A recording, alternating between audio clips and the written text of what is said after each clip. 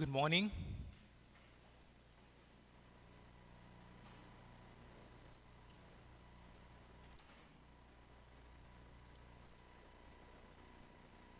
Imagine you have this friend of yours who has read all the books in the library, who has read all the information that is on the web, who has read all the information that is available in our world.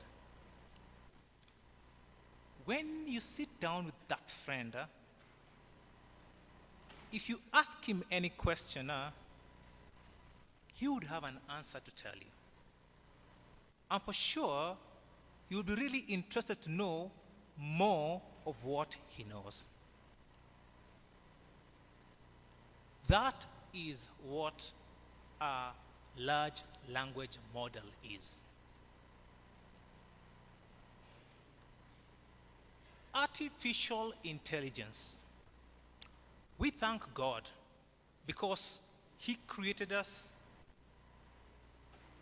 wonderfully and fearfully. When you get hurt, automatically your body begins to heal itself. When you get injured, you don't tell your body what to do. Automatically, the body would respond perfectly to the injury and heal it. What God did is He built in us intelligence and punched it in our DNA. So, we are intelligent beings. What is happening? Humans want to also create a form of intelligence, and that's what we call artificial intelligence. Unlike the natural intelligence that is automatic and inborn, artificial intelligence would utilize data. Data would inform this system on what to do.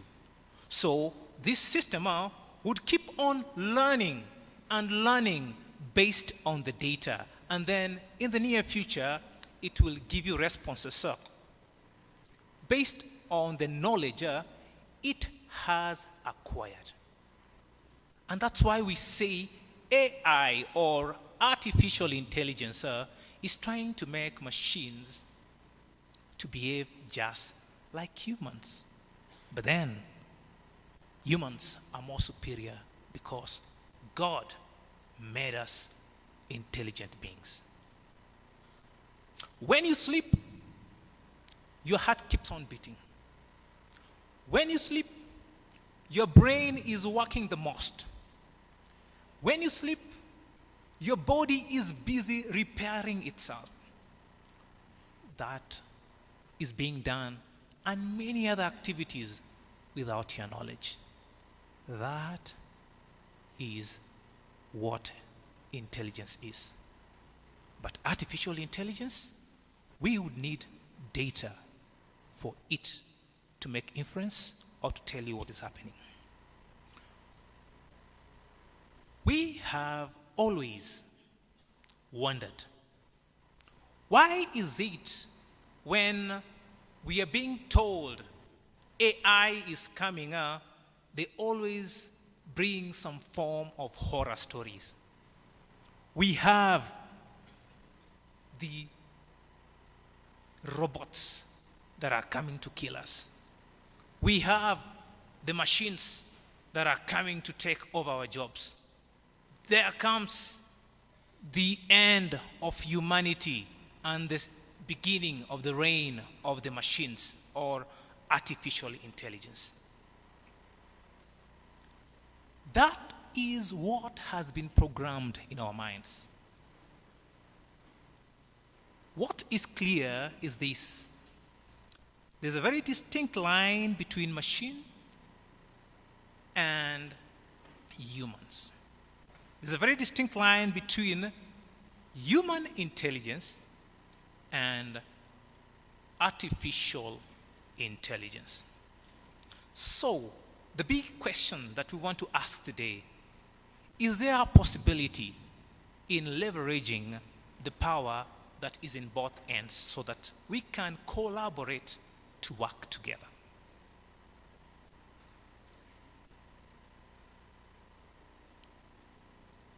Everybody is talking about ChatGPT and the LLMs, large language models. They are taking us by storm. Education is being disrupted. Media is being disrupted. Businesses are being disrupted. The health sector is being disrupted. Now somebody is asking, why should I go to school when I can get everything done by a large language model? In any case, a large language model is better than my teacher. Now, what are these models? ChatGPT, just from the name ChatGPT, for example, it means you're chatting with a system. And that system has been trained on data and is able to give you responses which are close to what you expected.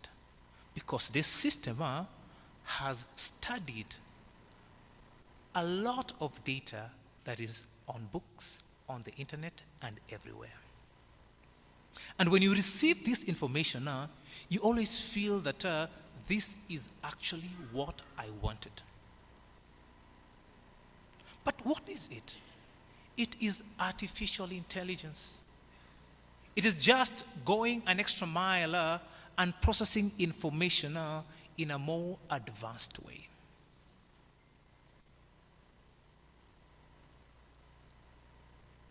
How did it work? Or how does it work?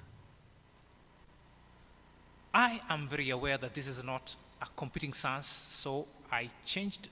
I'm just going to be a little bit high level. From the very first illustration I gave,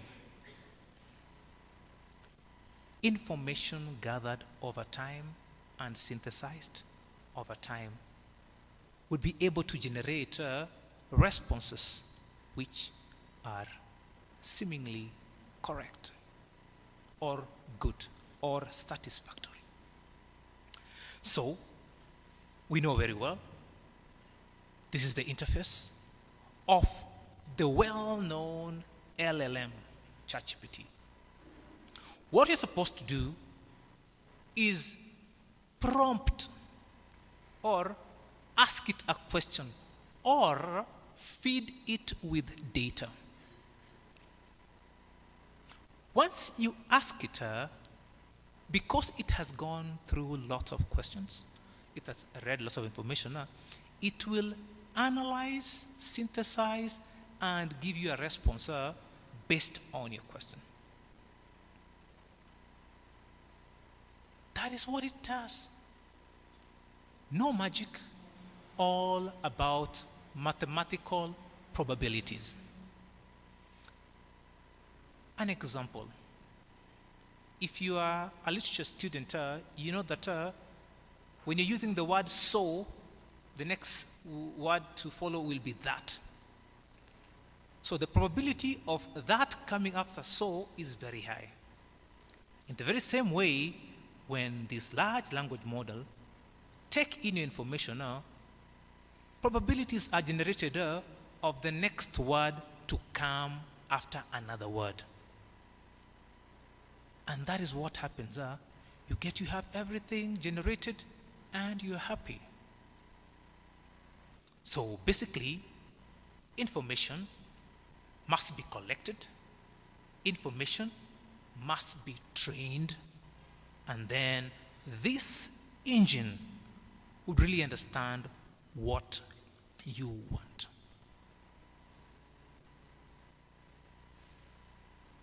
Such that whenever you ask a question, the response would be exactly what you want.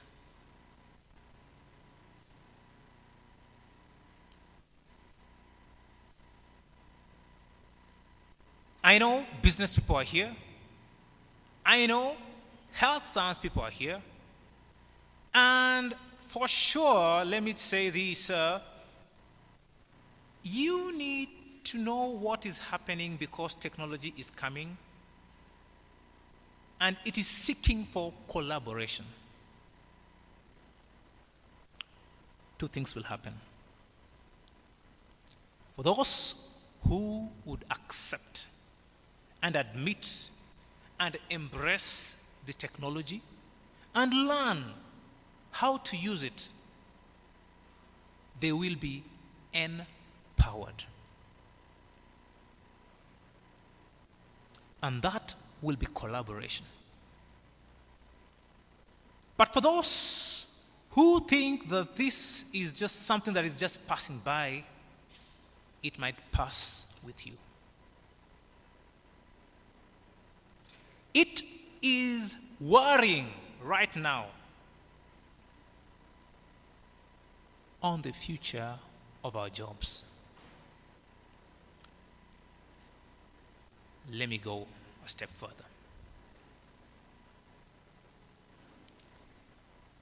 Back in the days when the calculator was introduced in schools, people, and in this case these are white people, went to the streets. They were demonstrating, saying we are not going to allow these calculators to get into our offices. Our jobs are at risk. I remember the other day, the millennials within the country here, when they heard that calculators are being allowed in primary schools and secondary schools, they were like, no, no, no, no. We want logbooks. That's what went through.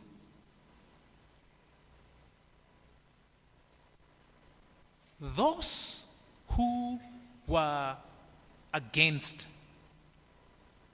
the calculators, I think if they are alive now, they would appreciate one thing.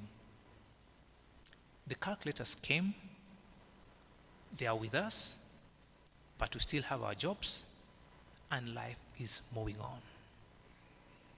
Everybody has embraced, and everybody nowadays has got a calculator in their phones and in their offices, etc. Do you want to collaborate with technology, or do you want to send it away or push it further? In the very same strength, when GPT, ChatGPT, and other LLMs came, news across the world, top universities banned the use of ChatGPT and other LLMs within their sector. You go to Hollywood, they were saying, no, we are people who write stories, but this thing is writing better story than us.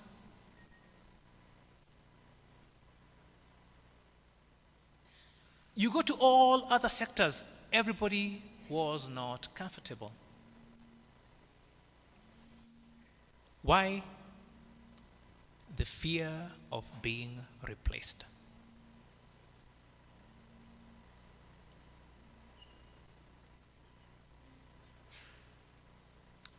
Are you afraid of being replaced? Or you want to collaborate?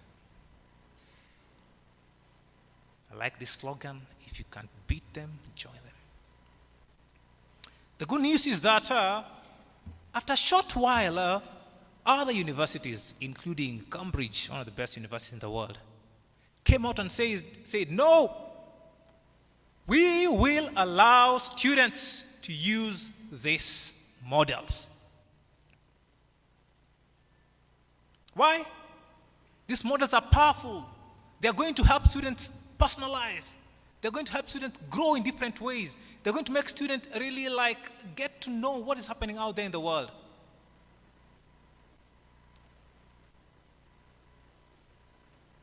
And up to date, the debate is on. I know the University of Eastern African Baraton is one of the best universities we have in the country. And it has produced the best students we have in different sectors.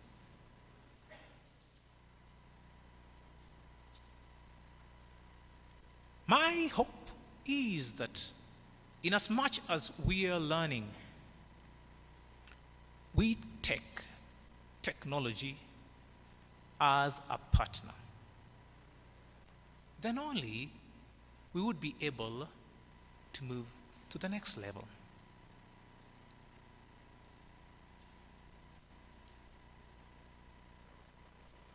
When you miss that, then you get in problems. I'll give 2 illustrations here. Last year, a student was finishing his school, comes to me, Mwalimu, you have to be my referee. I say, yes, no problem.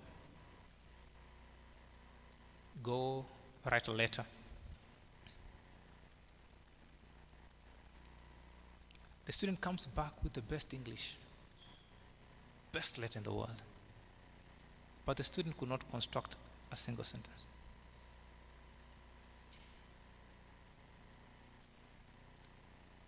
So, how do you relate these 2 entities? This person who has written the best letter, but in reality, there is a question mark. This morning as I was coming, I was going through some article, and they are saying that people are nowadays applying for jobs using AI. So in other words, AI is the one that is putting together everything. Your resume, your application letter, and everything. And what was interesting is that the recruiters are busy churning out what seems to be AI.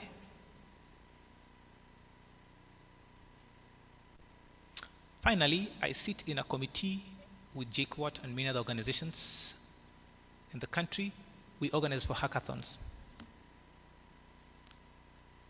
And this year, we received lots of submissions, about 180 something. When going through the submissions, you can clearly tell that this is not the student. This is somebody else. And this somebody else is more superior than the student. Where is the student in this work? Many a times we were forced to throw those proposals away. The question I'm asking the health science and the business community today is this: are you busy copying?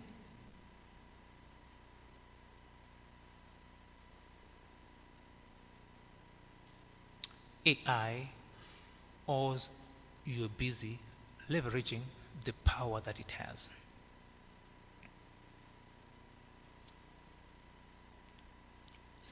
Let me talk about business.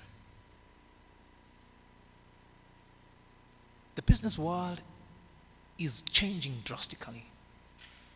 And if you are still using old school methods of doing your business, or even marketing your business, or doing anything, then sooner or later, you'll be out.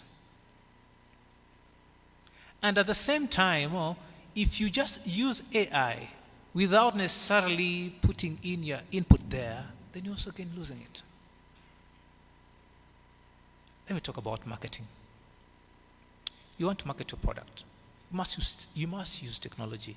Gone are the days that we could post things out there. Now, the question comes: when you want to utilize the power of AI, what do you do? That's the question. As I always say, learning never stops. You must be forced, or you must go and learn the basics of this technology. Them days, somebody who speaks English used to be revered. Somebody who used to drive used to be respected. And we were all forced to speak in Kiswahili or English. We've gotten ourselves into an age whereby we must learn technology. Somehow, not necessarily the nitty-gritty of this technology. You need to learn what is going to empower you. The moment you learn what is going to empower you, then the moment you get an advantage over your opponent.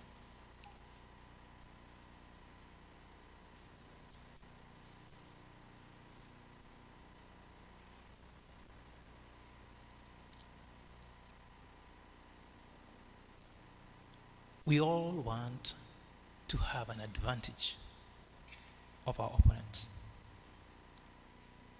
If we let the AI, the large language models, do everything for us, then we get ourselves in problems.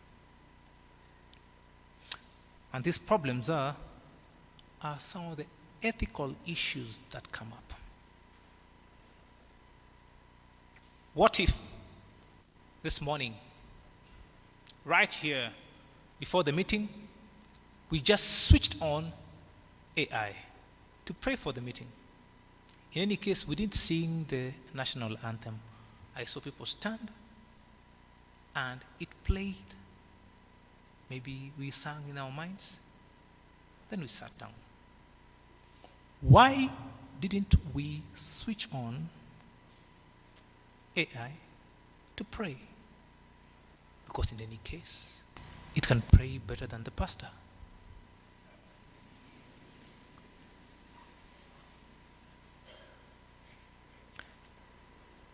Six months back,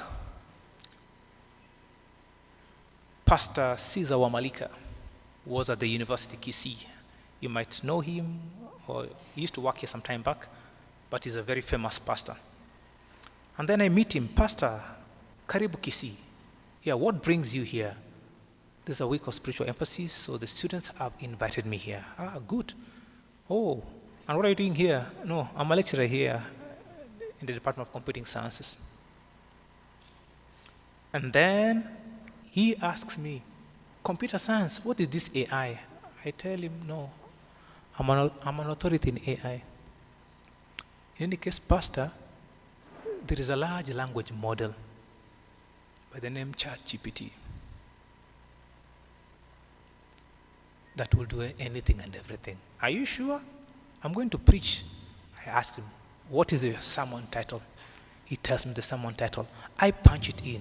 I tell him, Pastor, you're going to talk about this. Yes, this is what I'm going to preach about.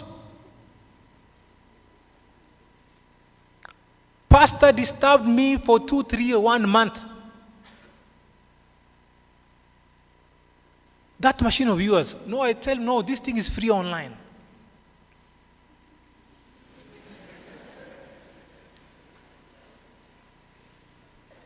Ethical issues come up.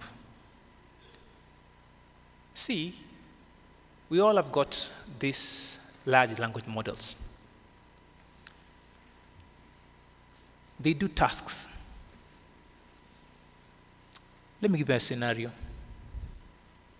In artificial intelligence, a program that runs on its own and executes something, we call it an agent. Nowadays, we have several agents that are working for us. I'll give an example. Just online, for example, or smartphones or this chatbot. You go to your chatbot, you ask it, hi, what's today? It does that. And then you tell it, kindly organize the day for me. It will do that. And then you tell it, okay, plan my afternoon, do this and that. Yes. Make this recipe. Send this email. Call this person. All those things are done while you're resting. So the agents behind the systems are busy collaborating so as to achieve a common goal, to make sure your day is planned well, your people are contacted well, and everything is scheduled according to plan. One agent finishes its work, it rests, another one keeps on doing its work. And they are all at your service. We are getting into a dispensation now where we have multiple agents working to address societal issues. And these multiple agents, in AI we call it multi-agent, are there at your disposal. Number one, let me just give an example. Why would you do something that a machine can do better?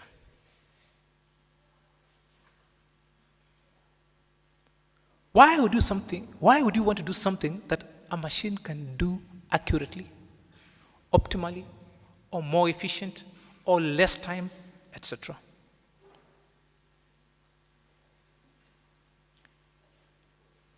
Some of you are going to be teachers. You want to sit down and draft a timetable for a school. It takes the whole day. But if you just give commands, prepare me a timetable, Monday to Friday, make sure that the time doesn't fall between this and that, all the way down. Within few seconds, milliseconds, everything is done.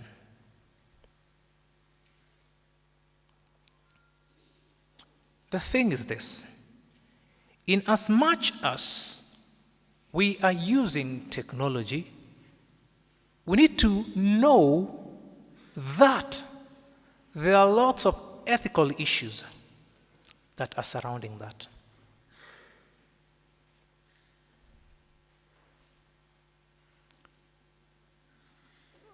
Somebody by the name Chomsky says this,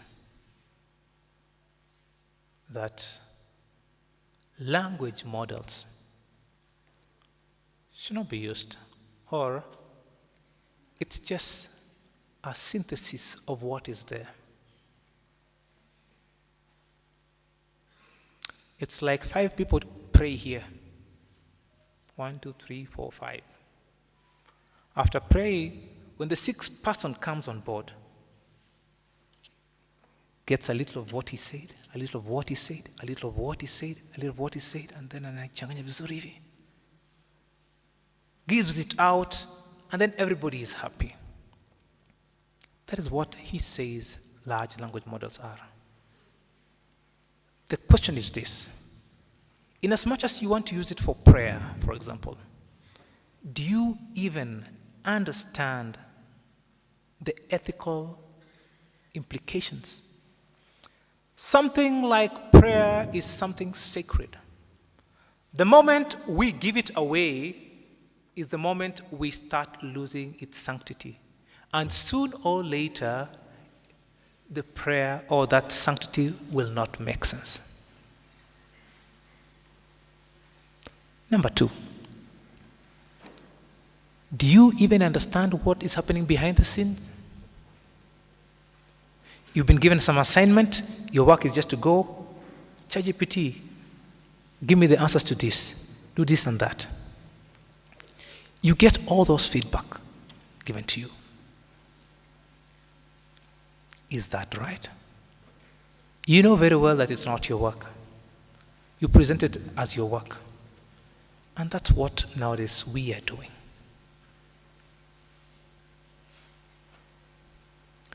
I know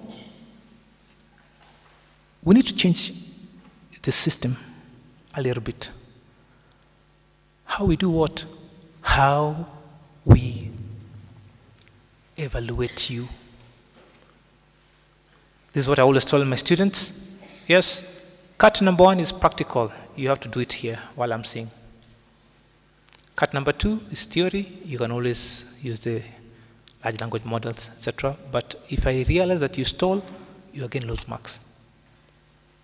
I don't know how you're going to use it. In as much as we use it, let's know that it has got lots of bias.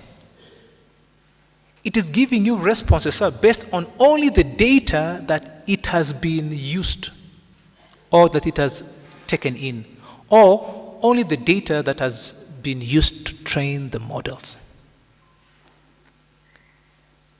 A good example of this LLM is Bard, Google Bard. When it came out, for a long time, it was only open to the people in the United States and the people at the UK. So that means that for almost a year, it was being trained on Western culture. The moment it was released to the whole world, it had very strong biases that should not be accepted in our setup. Just know this. Bias is something that you need to be aware of when you're using these large language models. Many people have lost jobs because they used company data on LLMs. There's some assignment to do. Your work is to just copy, paste, punch it there, and then not knowing you've given out the company secrets, and people know everything about you. Privacy is an issue.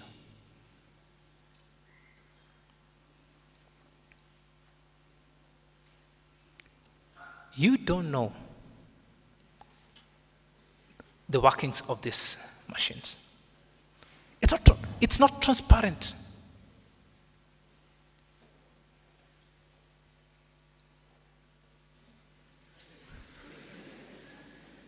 Sooner or later, what's going to happen?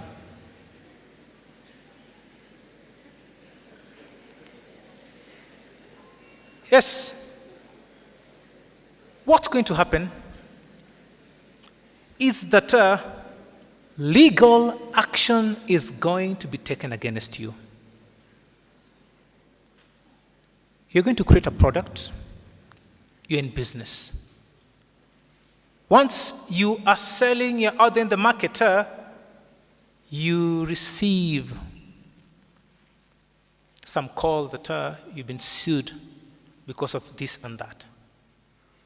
My hope is let's not get ourselves on the wrong side of the law. So we need to be very cautious when we are using these language models.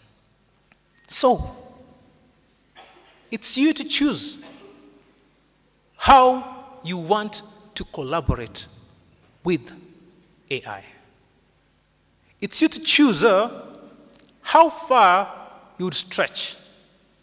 But this for sure I want to tell you, the people who are going to utilize or leverage its power would be 10 times better than those who would not. So pick it up, use it, exploit, try it for your sake, and you'll never regret it. I'm just trying to prepare you for the truth or the new what? After COVID, they say something. It's a new what? after COVID. All right, let me say a new way of doing things. We don't have a lot of time to waste. While you're doing your course, keep on getting the skills and keep on working. Otherwise, let me just say this. AI, LLM will do everything we're doing much better. But the good thing is, there are things that it cannot be able to do. Only us as humans can do. And to make it even more better, there are things that would be done extremely well because you came on board, AI came on board, and we have collaborated for a better future. Otherwise, thank you so much, and may God bless you.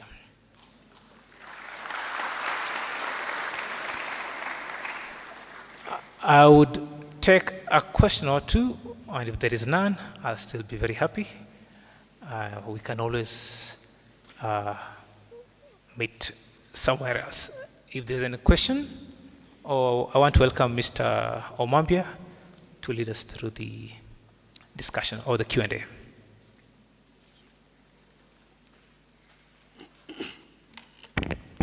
We can bear witness that it has been really very interesting discussion. Let us give him a clap. Thank you very much.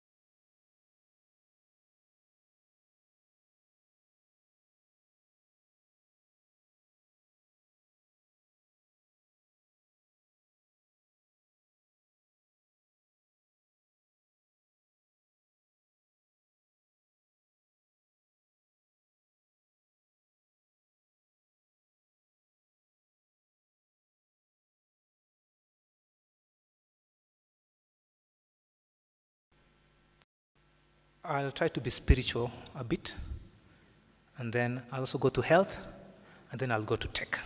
I'll take all those three spheres. Number one, I mentioned about God creating us wonderfully and fearfully. Emmanuel, you know that one very well. Are you taking care of that temple the way it's supposed to be taken care of? That's the first question. This is a system. All systems come with manuals to use.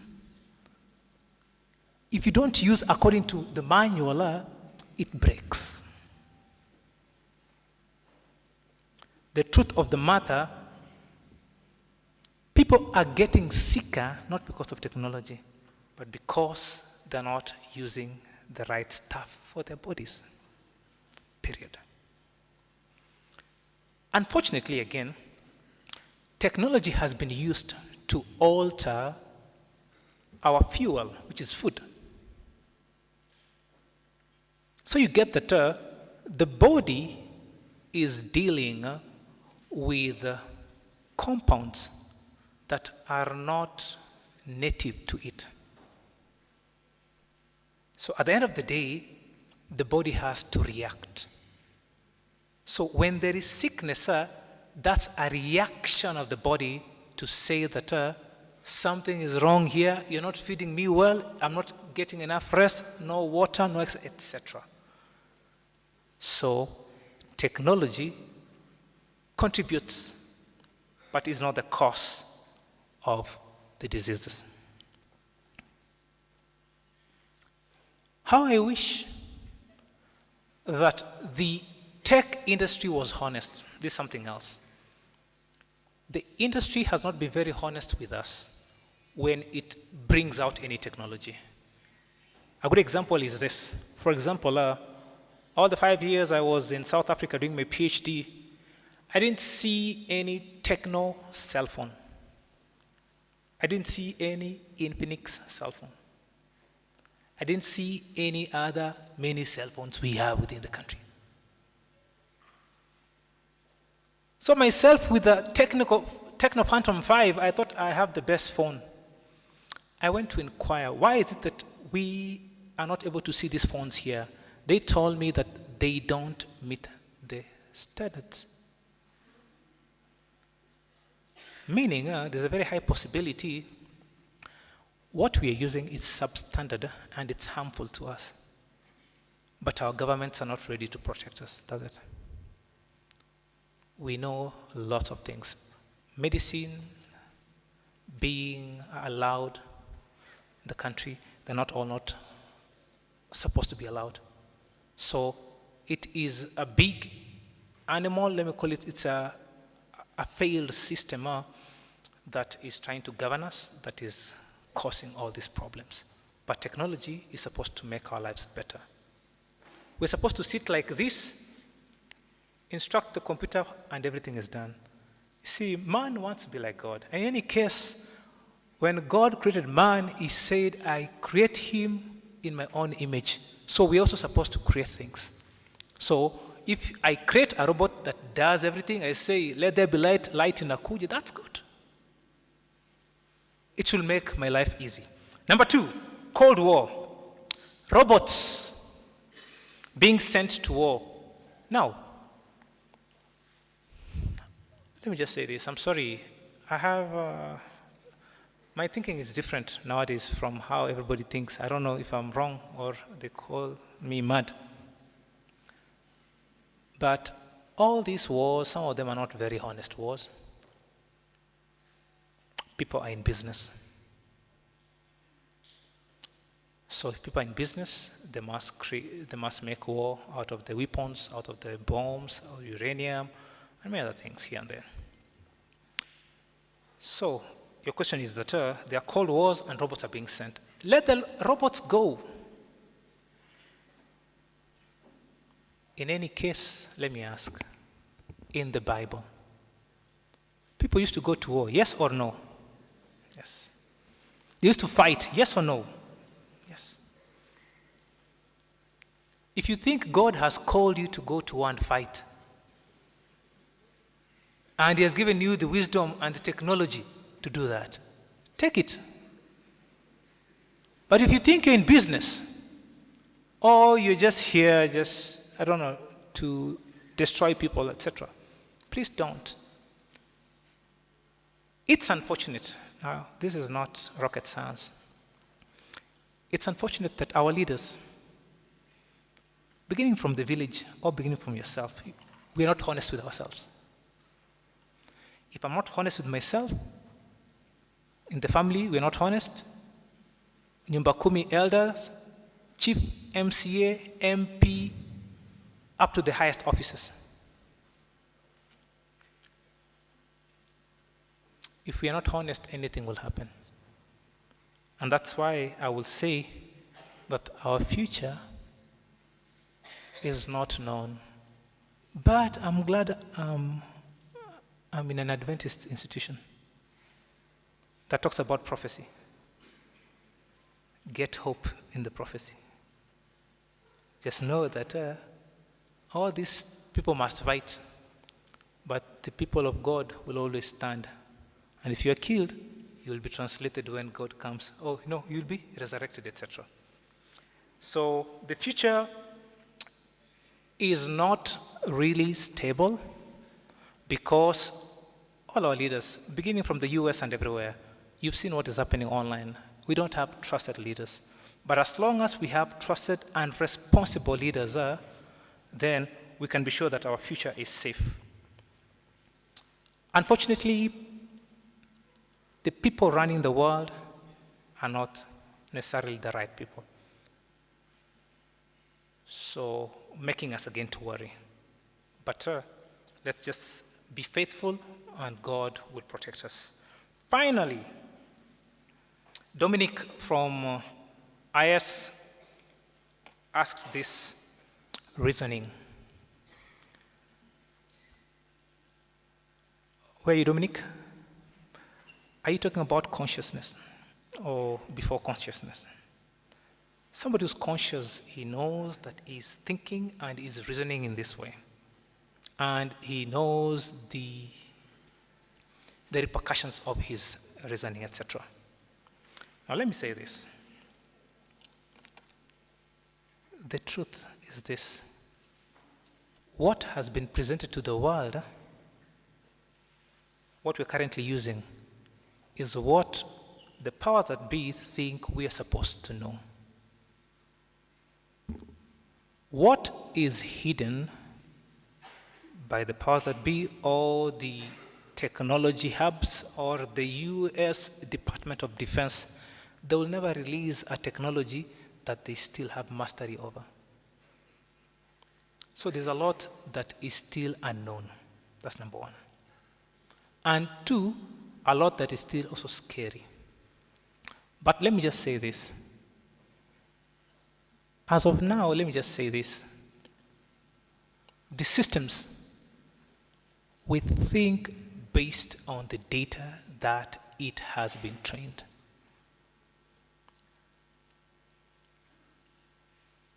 The data is massive. It's massive data. And it might appear to you that it is logically thinking and independently. But it's all about data. What if you didn't have the data? It will not think about anything else. So right now, let's just be sure that AI thinks based on the data. So garbage in, garbage out. If the data is corrupt, it's going to be corrupt. We are yet to get to what you're trying to maybe suggest, maybe self-thinking, conscious systems, etc. I think that time, maybe if it comes in the future, maybe. If not, we don't know. Let's pray that God helps us. Otherwise, thank you so much.